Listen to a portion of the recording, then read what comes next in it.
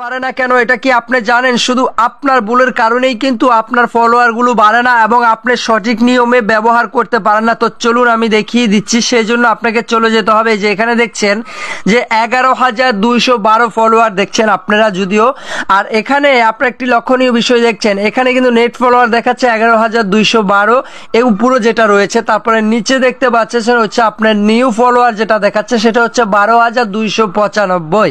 তারপরে এখানে একটি লক্ষণীয় বিষয় আমি আপনাদেরকে একটু নিচে থেকে দেখাচ্ছি। এখানে দেখছেন 1083 ফলোয়ার রয়েছে। তো আপনার যেটা লক্ষ্য করার বিষয় সেটা হচ্ছে একটু নিচের দিকে স্ক্রল করুন, আমি আপনাদেরকে দেখাচ্ছি যে কোন ভুলগুলোর কারণে আপনাদের ফলোয়ারগুলো আপনারা বাড়িয়ে নিতে পারছেন না। অনেকেই বলে থাকেন ভাই শত চেষ্টা করেও ফলোয়ার বাড়ে না। তো চলুন একটু নিচের দিকে স্ক্রল করলে দেখতে পাবেন এখানে আপনার আমি যে বিষয়গুলো আপনাদেরকে একটু দেখাবো এটা অবশ্যই লক্ষ্য রাখবেন এবং কি ব্যবহার করবেন। এখানে দেখছেন আপনার বয়সের কথা বলা হয়েছে, মানে কোন বয়সী লোকরা আপনার ভিডিওগুলো কে কত পার্সেন্ট দেখছে, পুরুষ এবং মহিলা। তার ভিতরে আপনি যেটা অবশ্যই লক্ষ্য করবেন এবং দেখার চেষ্টা করবেন সেটা হচ্ছে যে নিচে দেখতে পাচ্ছেন 18 থেকে 24 বছর বয়সী লোক যারা আছে তারা আপনার ভিডিওগুলো দেখছে 20%। মানে হচ্ছে এই ধরনের বয়সে এই বয়সী লোক যারা আছেন তারা আপনার ভিডিওগুলো দেখছে 20% এবং 25 থেকে 34 বছর বয়সী লোকরা দেখছে আপনার ভিডিওগুলো 35%। তারপরে আরেকটি বিষয় লক্ষ্য করলে দেখতে পাবেন এখানে দেয়া আছে 35 থেকে 44 বছর বয়সী লোক যারা আছেন তারা দেখছে আপনার ভিডিওগুলো 30%, 30.2% যদিও। তারপর সবার শেষে দেখতে পাচ্ছেন এখানে 45 থেকে 54 বছর বয়সী লোক যারা আছেন তারা আপনার ভিডিওগুলো দেখছে 10%।